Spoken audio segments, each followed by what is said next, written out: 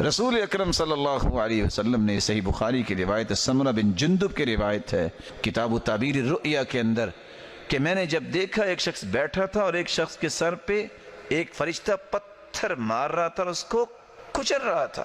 میں پوچھا یہ کون ہے؟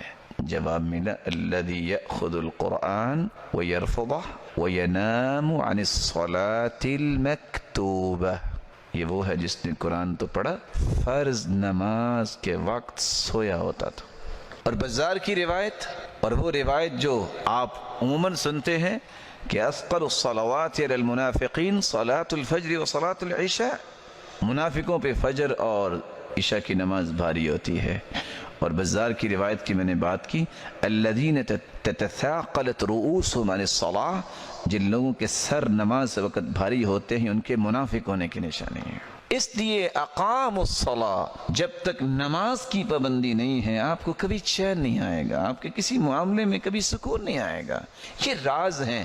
رسول اکرم صلی اللہ علیہ وسلم نے فرمایا فَكَأَنَّمَا وُتِرَ أَهْلُهُ وَمَالُهُ، اس کی اثر کی نماز رہ جائے وُتِرَ أَهْلُهُ وَمَالُهُ، وہ ایسا ہے اس کی زندگی کا اندر جو بھی مال ہے سارا برباد ہو گیا اور اس کے خاندان کا ایک بچہ بھی نہیں بچا، سارے مر گئے، اتنا نقصان اس کا ہو گیا. اور انسان کہے کہ میرا نقصان ہی نہیں ہوا. لیکن یاد رکھنا میں اور آپ انسان ہونے کے ناطے سے کمزور ہیں. اللہ سے مدد بھی مانگا کریں کہ اللہ ہمیں ہمت دے، توفیق دے.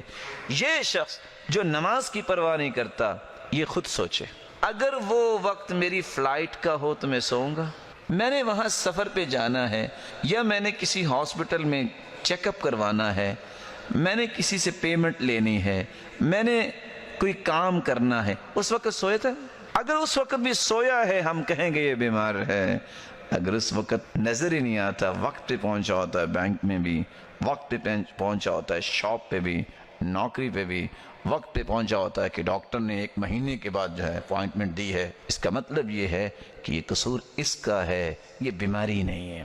اور اسی لیے وہ شیخ سے سوال کرنے والی ماں سوال کرتی ہے کہ میں نے بہت کوشش کی ہے بیٹے میرے جو ہے نا وہ نماز کے لیے اٹھتے نہیں. کہا کذبتی، جھوٹ کہہ رہی ہو. اب ایک عورت کو کہہ دیا جائے کہ جھوٹ کہہ رہی ہو تو وہ غصہ تو آئے گا. کہا میں نے کبھی جھوٹ نہیں بولا.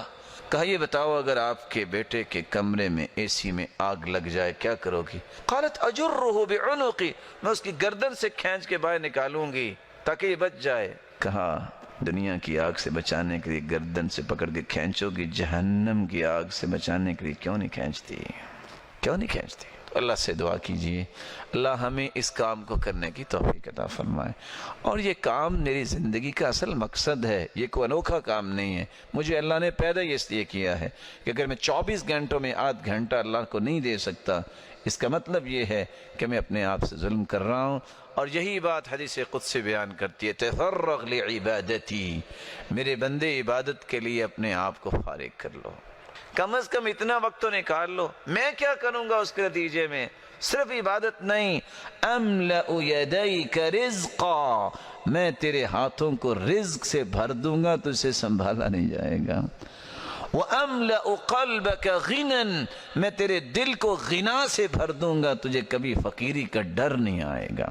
وَإِلَّا تَفْعَلْ، اور اگر تو نے ایسا نہ کیا تو یاد رکھنا املأ یدیک شغلا، میں تیرے ہاتھوں کو کاموں سے بھر دوں گا، صبح نوکری الگ شام کو الگ، لیکن اس کے باوجود بھی خرچے پورے نہیں ہوں گے. اور وَلَمْ أَسُدَّ فَقْرَكَ، اور تیری فقیری کو میں ختم نہیں کروں گا بلکہ ہر وقت تیرا رونا ہی رہے گا. اللہ رب العزت ہمیں محفوظ فرمائے.